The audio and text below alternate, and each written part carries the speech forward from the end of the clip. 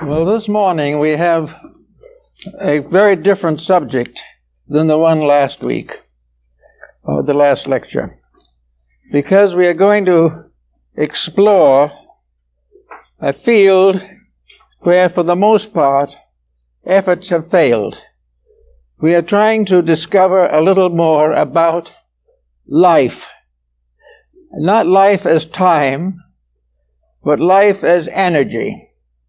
Life as vitality, life as consciousness, will, wisdom, and action. And in order to understand these principles, we have to do something that is against present policy. We have to turn to the past. At this moment, the world is very conscious of the present and fearful of the future. Where much of the problem rests has been ignored, and that is in the past. Now, the past is something more than dead yesterday, and to overlook it is to lose the most wonderful text for the study of our problems, because none of these problems are actually new. They are all part of the descent of a stream of life. And this stream of life is the thing we want to consider. Some years ago, General Furlong, in his Rivers of Life, gave us a chart showing the development of races, sub-races, and a great arterial system of life descending through history. Everything in this list and everything in this chart is actually very scientific, very factual, and probably more readable and usable than the histories that we write today. We are therefore interested in trying to understand something of the principle of life as we accept it, as we know it, as we live it, and as we pass out with no understanding of what it is, or very little understanding. Now, at the present time, there are two attitudes towards this subject. The first is materialistic and scientific. Now, the study of science in relationship to the vital, moral, and ethical development of races has been generally neglected. The modern scientist is interested in what he calls facts, and facts are to him the actual occurrences of today, the actual checking that he can make of things on the physical level. He does not really try to figure out why these things happen, but he is interested in how they happen. He does not know or recognize any particular reason for these happenings, except they occur as the effects of causes that are set in motion in our daily existence. The true and complete materialist does not believe we existed at any time except now. He does not believe in any of the theological doctrines of immortality. He does not recognize a religious principle behind physical phenomena. He is concerned typically with what he calls facts, and all of his facts are more or less physical. When the facts are not physical, he is very suspicious of them and would prefer to reject them entirely. Therefore, the scientist makes physical phenomena the fact of existence. Everything exists because of certain phenomena, and life itself is one of these tremendous energy factors with which he is concerned. He does not know where life comes from, except in the physical sense, through the perpetuation of species.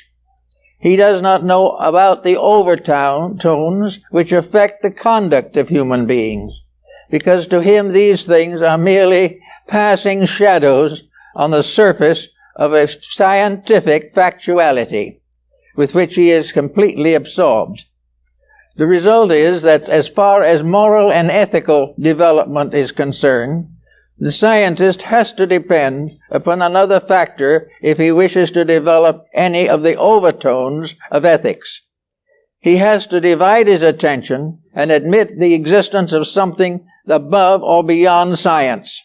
This he hesitates to do because he feels at the moment he passes from the fact, he passes into a mirage.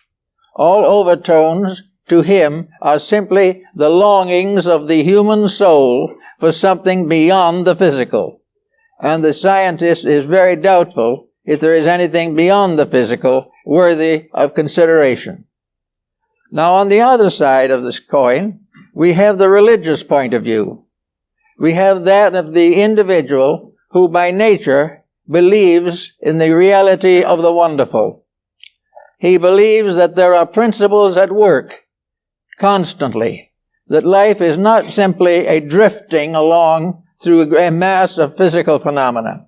Life is the unfolding of a plan, a purpose, that there is a divine power at the source of life. He has his problems trying to prove this, but also he has certain points that are worthy of consideration. To the theosophist or theologist, as the case may be, the physical phenomenon of life is more than merely the unfoldment of bodies. Life is a stream of some kind, as shown by Furlong in his Rivers of Life. Life is an unfolding process going on constantly. It has passed through one cycle after another. It continues to move cyclically within the boundaries of law. Somewhere in this great pattern of motions, there is an ethics. There is a tremendous purpose. There is a valid reason. The theologist is not always sure what that reason is, but he believes in a divine power at the root of life, and that this divine power is the source of good, and that this divine power must be cultivated within his own life, and the principles of it applied to society. Therefore, he has his point of view, but as far as the scientist is concerned, his point of view is scarcely adequate. The scientist says, the theologian, in order to have the point of view that gives him hope and idealism, must ignore a vast order of physical phenomena. The theologian, on the other hand, says that to get down to the level of physical science, the scientist must ignore a mass of superphysical phenomena, which he cannot deny, which he cannot disprove, but he finds difficulty in accepting within the boundaries of science.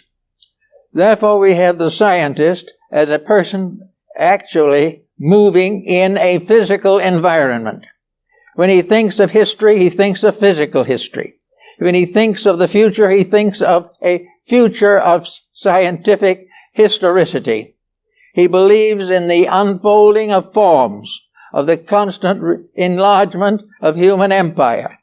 He believes constantly that the human being is the master of all things in the material world, that the human being is the lord of all he surveys, that he is constantly being challenged, but that growth, progress, and unfoldment are the result of the pressures of human occupation and exercise, that the physical world is being built by material means, and that these material means are largely under the general supervision of the scientific concept.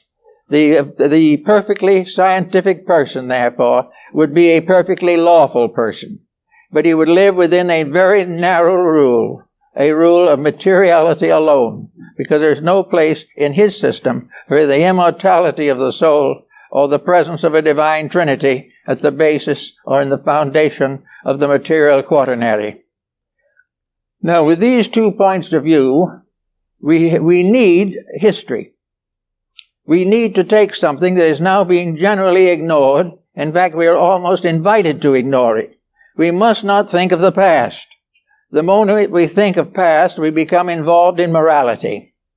The moment we begin to examine the structure of human history, we come into the presence of a tremendous ethical structure, a structure of moralities, a structure of laws, a structure of principles.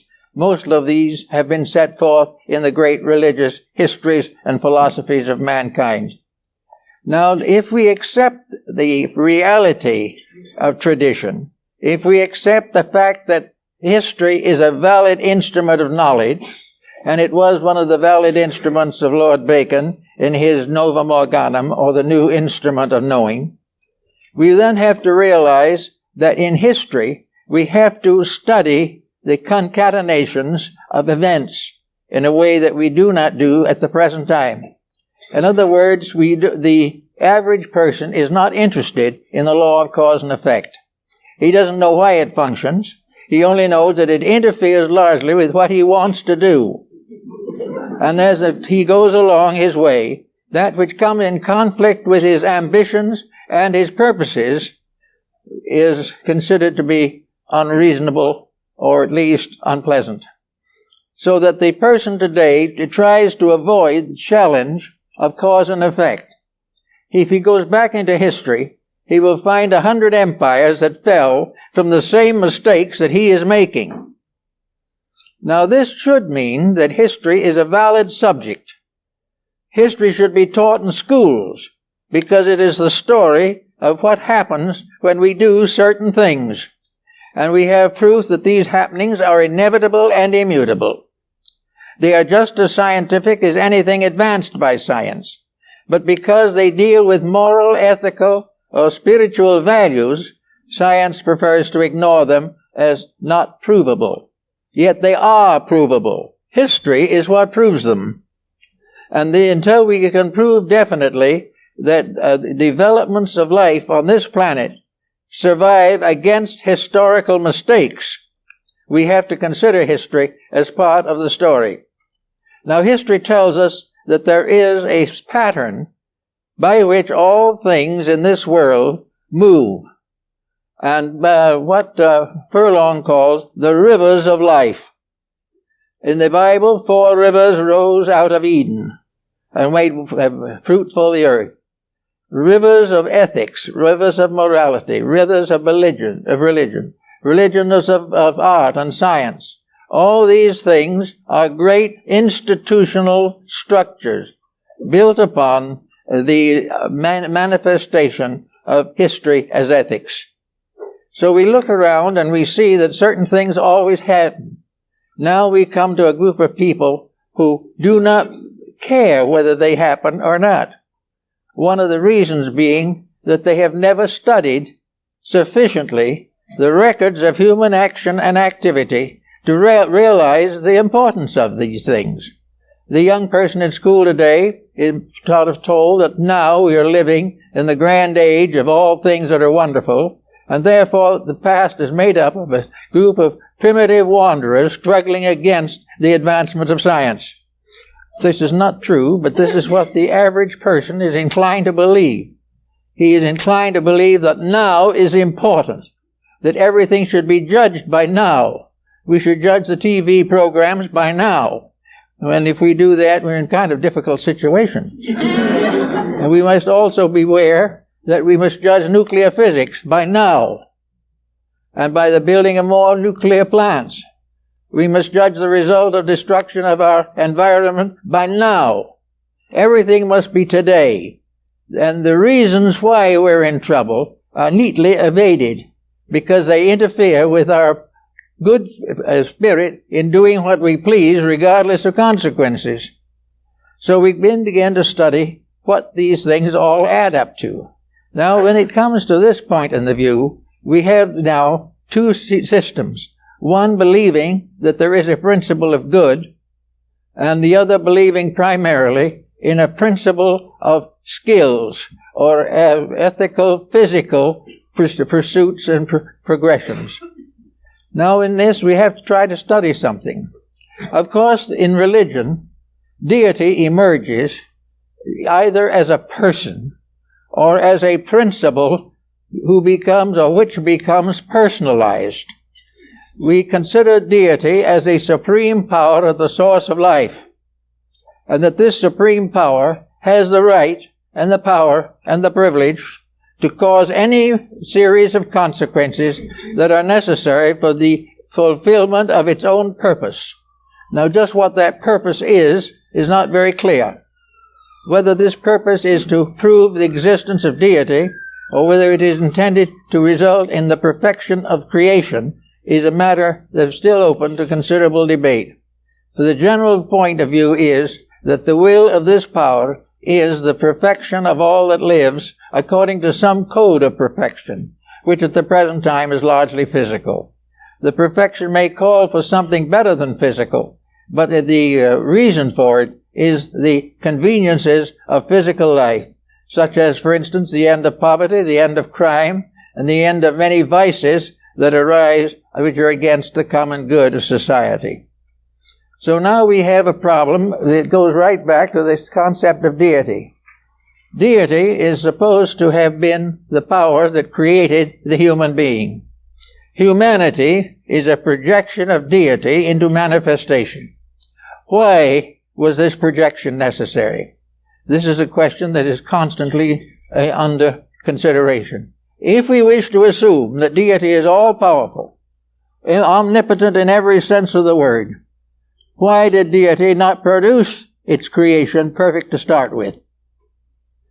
After all, why should deity create an imperfect structure and then demand its perfection through a series of what to the average person consists of misfortunes? Where and how is it that humanity, being a product of the divine mind and the divine will and the divine soul, should not have been developed perfect in the beginning? Why should there be this tremendous struggle against the evils of life? Why should the individual be required to constantly stand against his natural inclinations? If he was intended to be perfect, why were these inclinations embodied into his structure? Why was he made imperfect if the divine power can produce perfection? Why should the individual be in constant conflict with morality and ethics if he is a principle has origin in a divine power that is perfect in morality and ethics? This question has been asked time and time again, and it seems to be one of the great hang-ups in the development of an ethical world principle. Why is man not perfect if he is the product of perfection? And if he is not the product of perfection, why does he hope for perfection if the only power that exists cannot bestow it, or does not bestow it? Now there has to be an answer to this, and the material scientists take it very simply. There is no such thing as a control demanding perfection. The human being is a growth, an unfoldment of physical forces and factors. And enfolded within it, this being is life, integration, and a power to grow, to become, and to propagate. These things are inherent in forms, but they do not contain within themselves any strict or certain form of ethics. They are growth, producing right and wrong are finally sorted out by the results of action. The individual who has enough experiences gradually comes to certain conclusions. This theory, however, has been subject to a number of reversals. At the present time, we have more intellectual knowledge than ever before and less ethics. We have developed a tremendous growth of materialism away from ethics, away from morality, and away from principles. Now, if the scientific process is complete, and of the final end of all things is the production of a self-sustaining creature, a being that is sufficient to all its needs, then science is in trouble, because it isn't producing such a creature. If, on the other hand, only morality and ethics, temptation, and gradual moral growth can produce perfection, or produce release from problems, then why and how does this come through in our theological studies and considerations? So we come to a very interesting problem here. Namely, let us now say that we are going to think in terms of a different concept of what humanity is. We thought of humanity as a biological miracle on the physical level and a psychological miracle on the religious level. But perhaps there's something else to the thing. There's something more that we haven't investigated at all.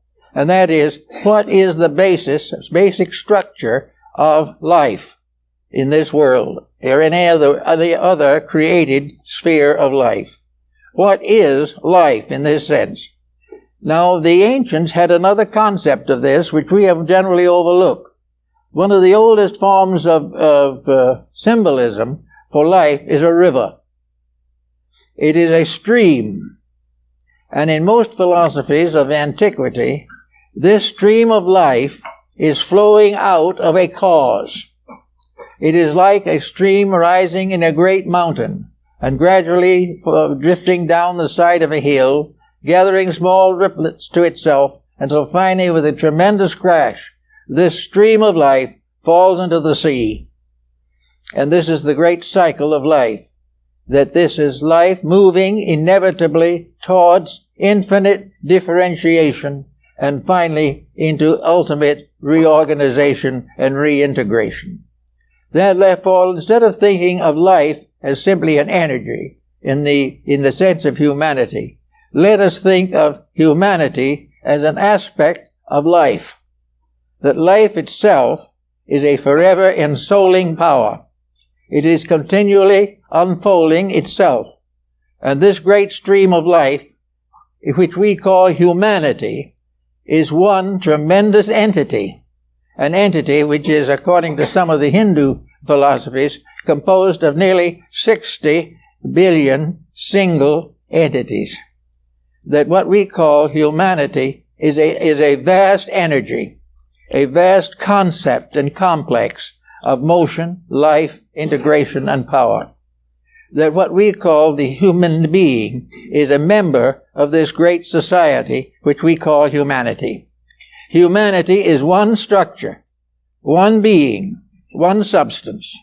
And this humanity rises within the unfolding of universal phenomena. It arises not in materialism, but in the great process of nature and nature's labors, namely, be ye perfect, even as your Father in heaven is perfect. Therefore, we are thinking now not of humanity as a series of individuals alone, but humanity as the one being which we call the human being. We find this in the ancient religious systems of both Christianity and the ancient Hebrew systems from which the Old Testament was derived. We find, therefore, that there in the Old Testament, that Adam Kadmon, is not a person. Adam Kadmon is humanity collective. There is one mysterious power. This being is one being. And this one being consists of all individual human beings considered together and moving together in the great river of life. And this river of life is being moving to the perfection of itself. This is a little abstract and a little big to think about all at once, but it gives us a very important clue, namely that we are moving together along a pattern that is intended to bring about certain definite results. In other words, we are not paying for past sins, nor are we doomed to make more sins and nothing else. We are here to grow, to unfold the potential which we call human, which is one of the innumerable levels of life in the infinite universe. We are one creature, more or less, cast away like Robinson Crusoe on a desert island, but not cast away outside of the divine purpose. Cast away to prove and justify that purpose. We are here to achieve the growth of this being which we call humanity. This being is made up of an infinite number of separate personalities, all growing together.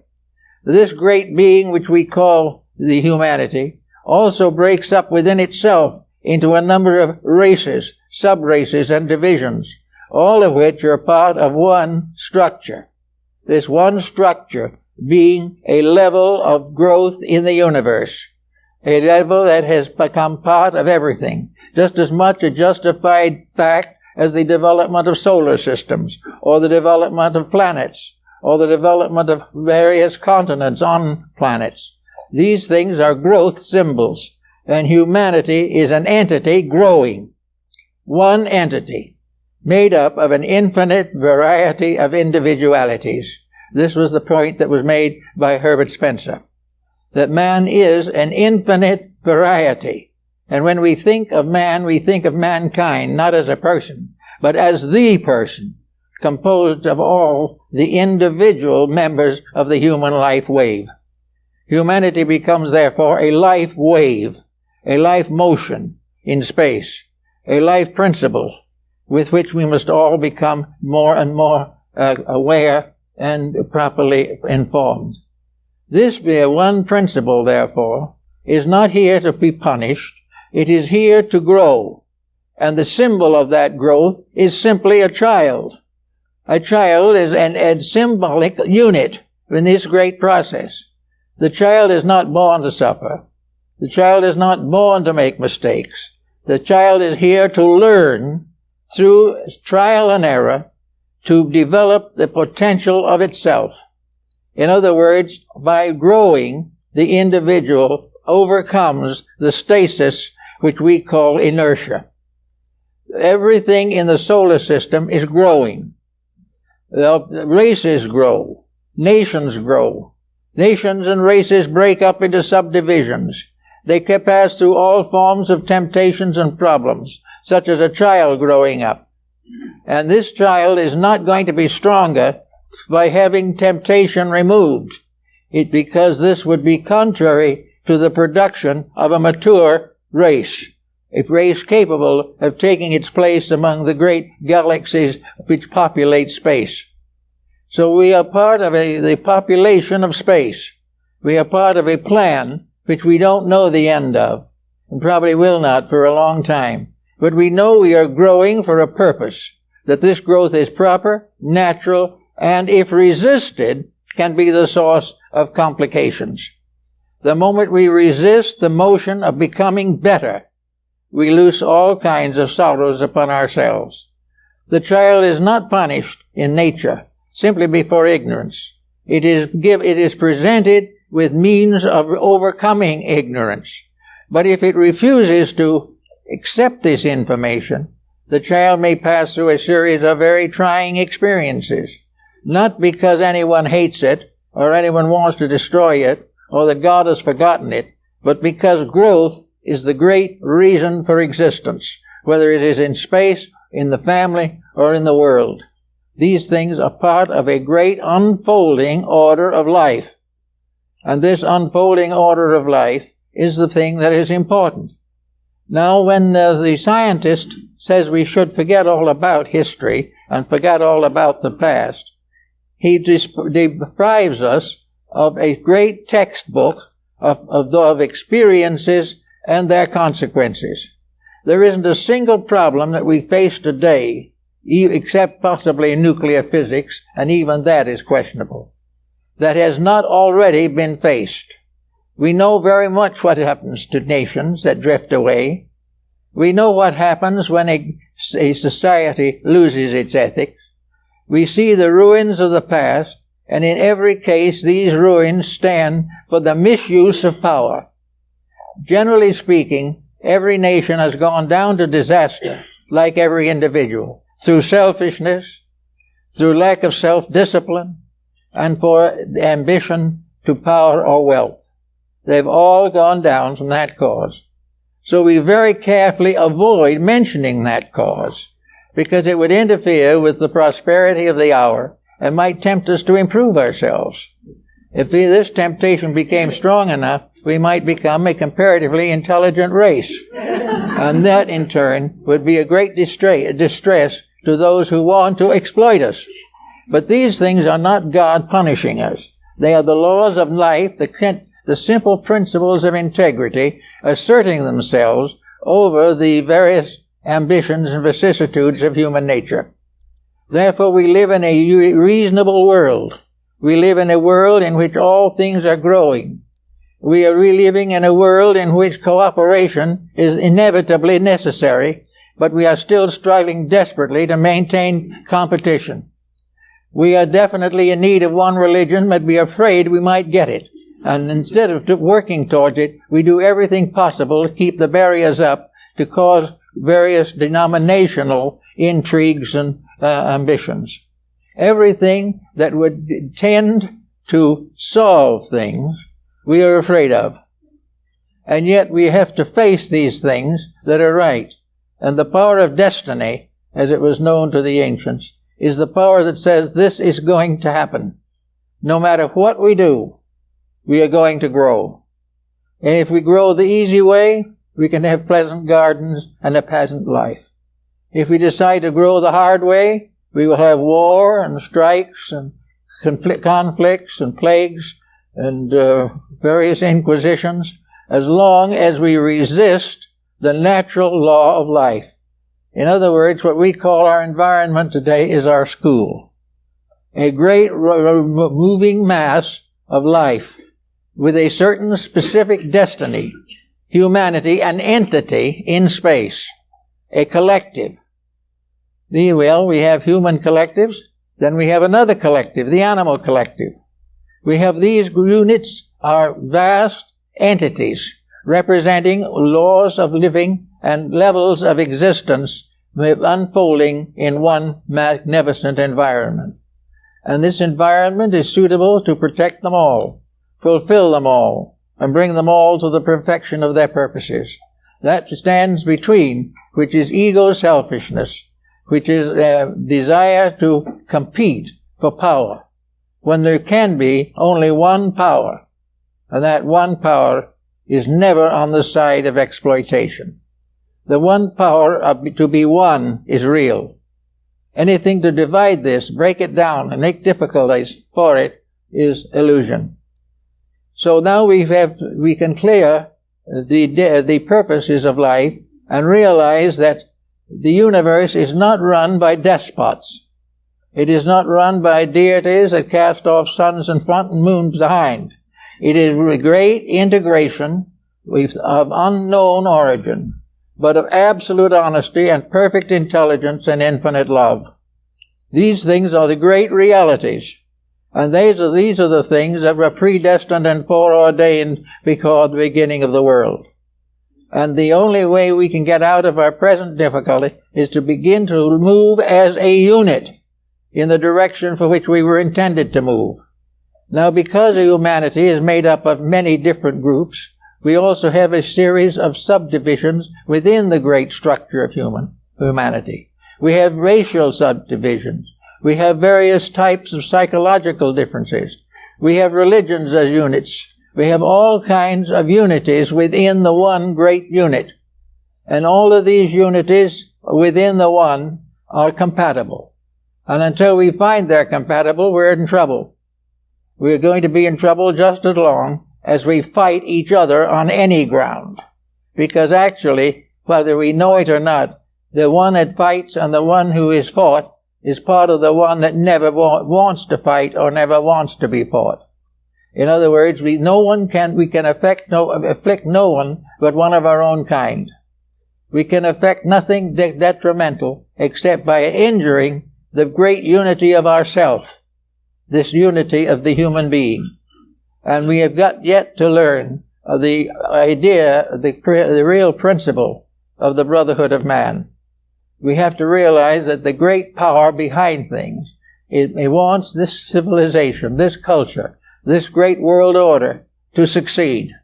It must succeed because there's no such a thing as a failure in the divine plan. It cannot fail. By the very nature of itself, it cannot fail because it is infallible by substance, by essence, and by reality. So we can fight with it for a long time. We can oppose it for ages. We can put down 10, 20, 50,000 years of war and pillage, but it has no bearing upon the essential fact that it must end regardless of how we realize or how we think. First is the realization of the brotherhood of man, and secondly, the realization of the identity of all that lives.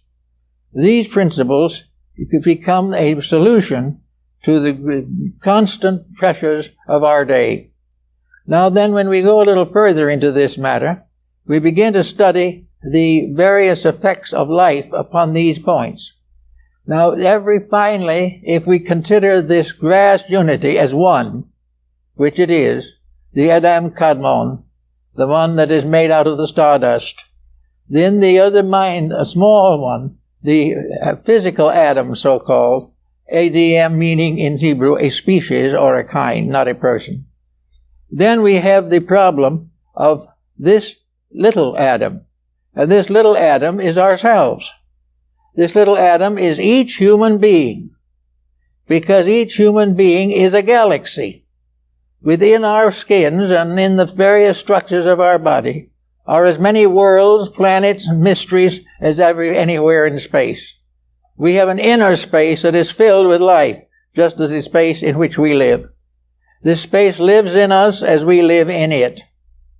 This space which is ourselves, consequently, represents a pattern that we must all follow. In order to fulfill the purpose of our personal lives, we must make sure that this space is maintained properly. We must be certain that we do not betray or falsify this space content in ourselves. We must become good and faithful overseers of this mystery of the body. And in the story of the biblical history, we find that the ego, or the self, becomes, in a sense, the custodian of the body and the custodian of the laws of living. So we can go as we wish in this problem. We can become good and faithful servants, keeping the laws of health to the best of our ability. We can keep the laws of mental and emotional health to prevent psychotic conditions arising within our nature. But where we lack discipline, or where we permit details to take over, where we permit a grudge to become a dominant in our lives, we begin to reap the sorrows that the nations have when they have grudges and wars. For every inclemency of our own body becomes symbolical of one of the larger inclemencies of the world in which we live. So we have a very interesting problem here to think about, namely that we are a unit of life moving through infinite space. We are a unit of life composed of a vast mass of units. Now, notice something that's very interesting about this. We assume that the real purpose behind this all is growth or unfoldment. Now, considering the human life wave as a unit, we then consider how many entities are in this life wave. How many souls or beings are coming in and going out to constantly keep alive the great forward motion of the entire. And the various questions have been asked on this, and perhaps we can use the Hindu answer as well as any other, because at least it gives an idea of magnitude. Their theory is that the human life wave consists of approximately 60 billion entities. That is the life wave to which we belong. Now, obviously, these entities are in a constant process of coming in and going out.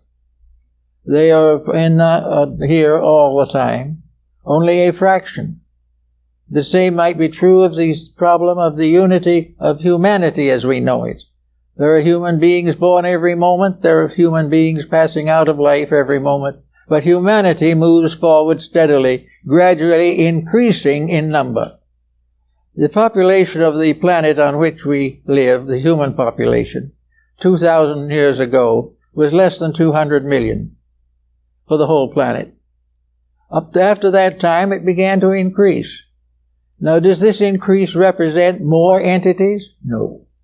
It merely represents more of the great cycle coming into embodiment at one time. If the 60 billion are sitting there, or are lying in suspension, awaiting embodiment, those who come in become like the children are born in and can go to school. After a certain length of time, they grow older and pass on. In each generation, a few more come in. Through the progress and growth of life on Earth, more and more human beings come in. Until now, we have altogether somewhat near probably 6 billion human beings, up from 200,000 to 6 billion. Now, this doesn't mean that there is one single new soul in the world. It doesn't mean that there is one iota of difference in the plan. It simply means that gradually vehicles for the manifestation of human entities are improving, growing, unfolding, and making possible more to come in and take the lessons of life with us. Little by little, we have built it up, and we'll probably build it up more and more. If we reach a population of 10 billion, then 1/60th of our entity field will be incarnate at one time. This is important because it gradually means that the life wave is moving gradually into objectivity. The life wave is more and more embodied, and embodied is becoming growing more all the time. With every increase in population, therefore, new scholars have come in to go to school. And those a few who have graduated disappear or vanish away, but they are in no way substantially changed. There is no death in this pattern. There is only a constant changing toward the better. Now, this is a very large concept, and it's a concept that must be given a lot of consideration. But it is also a concept which contains within it space for growth, and it takes away from us forever this fear of eternal damnation, or, from the scientific point of view, eternal oblivion. We are growing up as a being in space. There are other beings. There are animal kingdoms. There are plant kingdoms. There are mineral kingdoms. And even minerals grow, although it's sometimes difficult to point it out. Paracelsus described definitely the growth of metals in the rocks. And I have seen this alchemist here, a little old gentleman, who had a little tiny gold tree that had grown in a rock and was still growing, although it was depending on a small piece of rock. Everywhere things live, grow, and fulfill something. Every form of life is part of something coming forth to go to school, to go to learn the lessons of immortality, to become perfect as their Father in heaven is perfect. And this whole pattern has in it not one single moment of evil. It has not one moment of selfishness in the pattern. These things are the result of the individual not gaining a proper insight into the problems of the life to which he belongs. So we can say definitely, for a moment at least, that what we call life is a motion of a great wave of entities into manifestation.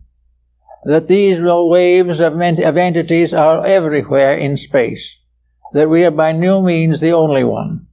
That within our own little planet there are several of these great waves moving at one time, all compatible and all misunderstood, all fought against by the very persons who should be fighting for them. Now, in this particular time which we're worrying about, we know that the resistance to growth has become greater and greater, and the errors of mortal mind have become more and more difficult. We are rebelling against life, whether we realize it or not. Anything that does not dignify life is against it. Anything that does not help it to grow injures it. Now, all of these things that are good and bad are not tremendous. It is not a great crime or a great sin for any individual to want to be happy. We all want to be happy. But we haven't found out yet that happiness lies in the keeping of the rules rather than the desperate effort to escape them. We have a feeling that if we can get rid of all law and order, we'll be happy. This isn't true. The more we get rid of law and order, the more of lawlessness and disorder we have. So each individual becoming a student, or as this the old Rosicrucian formula, an abecedarian in the college of the Holy Spirit. That is exactly what we are. The college of the Holy Spirit is the complete environment in which we exist. The matriculation of the great group of entities is an entry of a group of entities into a great educational, cultural system that is completely idealistic, that is completely real, and which will only may be perfected when human beings keep the rules. Now, there are deities of ancient times who were the deities of rules and laws. There were deities of wisdom and truth and health. But all of these deities are symbols of rules. The god of health is the symbol of the individual who lives according to the laws of health. Everything that goes as it should does so because of its order and because of its reality and because of its integrity. These things we have to face, and we like to think of ourselves as perhaps a vast ship upon a sea of infinity. And on this ship, like Noah's Ark, are all the living creatures of the world, all on the great journey from here to there, which in reality is from ignorance to wisdom, from the unknown to the perfectly understood, from that thought of to that which is lived, and from the uncertainties of error to the certainties of reality. All these things are part of a great plan of life. Life is itself a moving power, carrying within itself all things that live, and everything that lives is under the laws of life and under the rules of it. And the only way we can have happiness and peace is to abide by these rules. Now, in the daily problems that we face all the time, there are things we can bear in mind. Everything that advances unity helps to reveal the strength of the common pattern. Everything that reminds us that we are one is a force for good. Everything that puts us against each other to fight and struggle and to compete for authority and power, all these things are illusions. Now we say the individual leaves here. After having 70, 80, 90, whatever it is, or less years, the entity retires. Now where does the entity go? What happens to it? Does it cease? Does it pass into some kind of a Hades, as a theological entity might be considered? Does it pass into oblivion, as science would dominantly say? What happens to it? The answer is, according to the wise, that it returns to the ocean of the race of which it is a part. It becomes again a part of the great structure of totality. But each time it comes back, it brings with it another grain of reality. Out of every life we learn either from our action or because of our action that there is a certain truth that we are going to gradually accept. For instance, maybe for 50 lives, we have been feuding with various circumstances. We went through a certain life, we feuded with the family and went off by ourselves and died lonely. Another time, we feuded with the government, became radicals. And sometimes maybe we were executed for heresy. On another time, we were feuding with the economic system and put on great strikes and so forth. All the time, we were against something.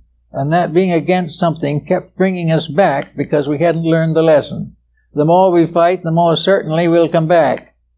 Because the only answer to not coming back is enlightened peace. That is the only way in which reality can survive. But each time we go back into that source, that great complete collective, we carry with us germs and traces of wisdom that we have learned. Before we pass on, we have learned that the struggle was wrong. Before we pass on, we may learn that wealth was no blessing. We may have learned that intemperance was not good, or that narcotics could destroy or prevent the development of our inner lives. These things go back into the unit, and gradually the great being, humanity, gradually becomes wiser in all its parts. Little by little it grows, each individual contributing one tiny grain of truth to the construction of the entire. And in the course of time, truth will survive, and every entity in this great cycle of, say, 60 billion each entity will have learned the same lessons and will form a complete and perfect unity. From that time on, we will have an enlightened race. This is the race of the heroes, referred to by the Greeks. This is the eternal and divine race that occupies space, and which goes on to the next step of the great unfoldment towards reality. What is the end, the very end of it, we do not know. But we know that every part of it is perfectly organized, perfectly integrated, perfectly reasonable, and eternally good. And that the only difficulties we have are the ones we make for ourselves. The only difficulties are those in which, in our self-will, we struggle against the inevitable. As Böhme, the mystic said, German mystic said, self-will, this was the fallacy for which fell the angels. So the angels represent the disobedient ones that try to stand against and create what St. Augustine calls the city of Babylon, as opposed to the city of God. But everything that wherever there is a rebellion, it seems as though a little group of these souls, of this one entity type, make little kingdoms of their own, here and there, somewhere in space, and put over these little kingdoms the various tyrannies of their own making. This is true of all the races that are developed within the great body of humanity. Each of these races is a vital organ in the structure, just as it is in the political world. But each of these separate races is separate because it has not yet achieved unity. But it may have achieved considerable advancement in certain matters. And finally, advancement brings the realization that all knowledge that is real knowledge is compatible. Advancement of self must ultimately result in the advancement of all that lives. Unless it does, these little kingdoms fade away. The little tyrants come up in the world, the little tyrants come up in the family. Little tyrants like this come up in business enterprises, each one trying to dominate the world or dominate the little environment in which it lives. This struggle for domination is the recognition or the acceptance of separateness, the existence of the idea that each individual is working for his own salvation, regardless of its effect upon other people. This is completely false. Everything, regardless of what it does, must work for the common good, or it will destroy itself. Therefore, all competition is really a thing in fighting itself. Competition is humanity opposed to humanity, whereas cooperation is the recognition of the unity of that which is actually indissoluble. There's nothing but unity. Unity and private pride or private enterprise for the aggrandizement of self at the expense of the rest. So we find all these factors working to produce what we call life. And a life, and I like to think of it perhaps, is a great motion towards oneness. It is a motion towards unification, a motion towards the reality of integrities. It is the individual moving with other individuals to the fulfillment of purpose. And between the individual and his ultimate goal is ignorance. And this ignorance is evil, any more than it is evil that a small child cannot work calculus. Ignorance is a natural state of things. The matter problem is that you do not educate ignorance to become more ignorant. You educate it to overcome itself. You make wisdom take the place of ignorance. Therefore, little by little, we overcome all differences, all separateness, and become what we were intended to be, one people under God. Under this purpose, we also become aware of the vast idealism at the source of everything. We do not know the nature of the infinite. We are not able to grasp that which is completely beyond our comprehension. But we have symbols of things that seem to point towards this. And the great symbols of life in religion and philosophy and art, music, and even in science are symbols of this infinite purpose. All knowledge is under law. All law is under God. And the gradual realization of this can help the individual to restore the problems of his time. Today we are worried because materialism is rampant upon the earth. We fear that we will be finally destroyed by this ignorance. We cannot be destroyed by ignorance. We can only injure ourselves by ignorance. We cannot prevent the plan, but we may reduce ourselves to a very sorrowful, miserable, repentant attitude because what we have done to injure a purpose that was right and proper. The proper end of all growth is peace. It is the realization that by working together, we advance the history and nature of all life. We do not think of ourselves as being close to planets. We sit on them or live on them or look at them through telescopes, but we do not realize the brotherhood of stars or our own union with this vast firmament under which we exist. There is only this one great plan, divided into numerous levels, into numerous departments to help us to meet the growth problems of existence. So if we can start in a little bit by thinking no longer that we are exterminated by death or that we go to rest in heaven for the virtues we hope we have and probably do not have, or that we return into incarnation to pay for our sins. These things are negative.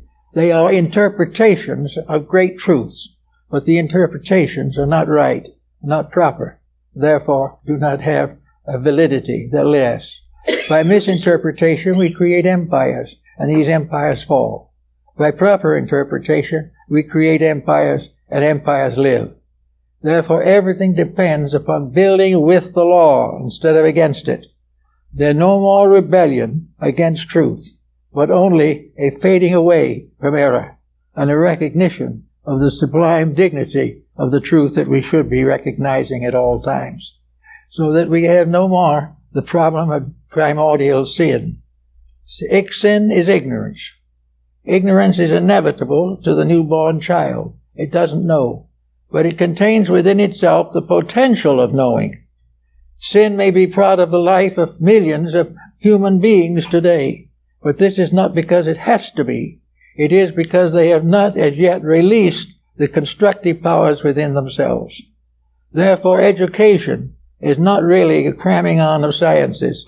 It is a release of the internal benediction of understanding by means of which whatever we think suddenly becomes clarified into a great witness to truth and reality.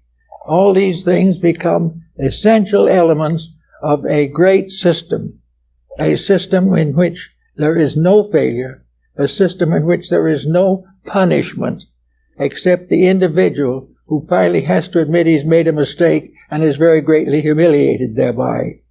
But he has to admit that he has the wrong point of view. Now we are working today to clear up the problems of nations.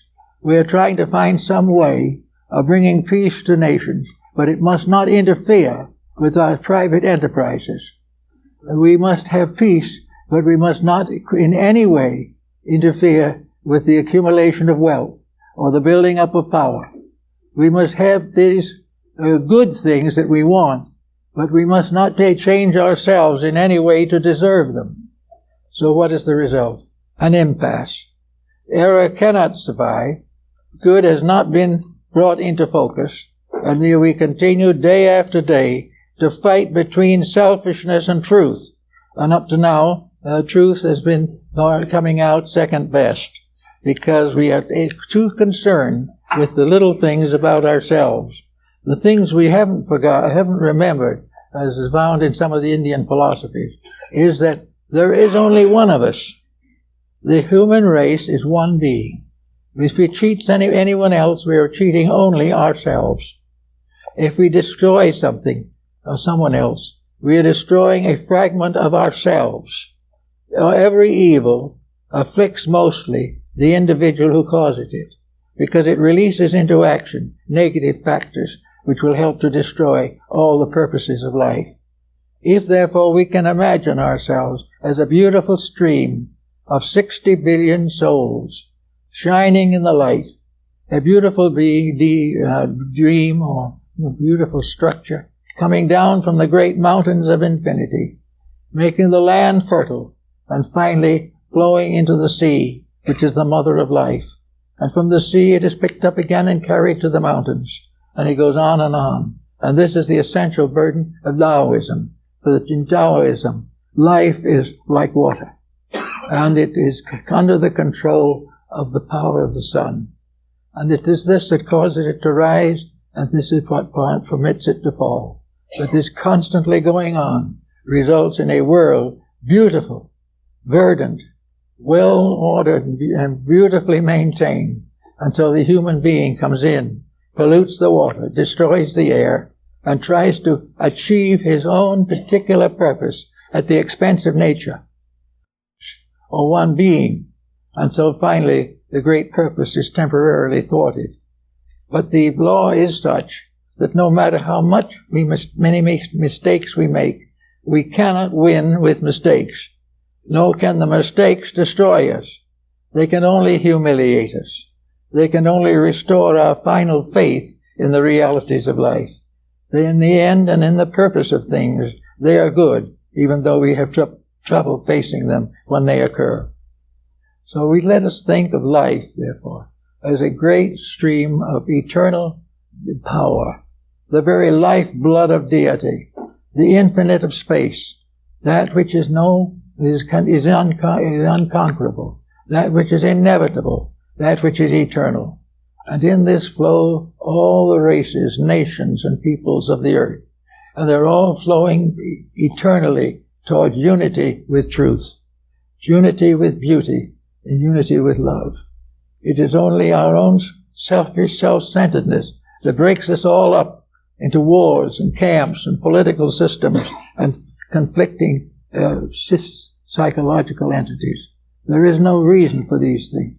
There is nothing finally except this tremendous motion of life towards the fulfillment of its own divinities.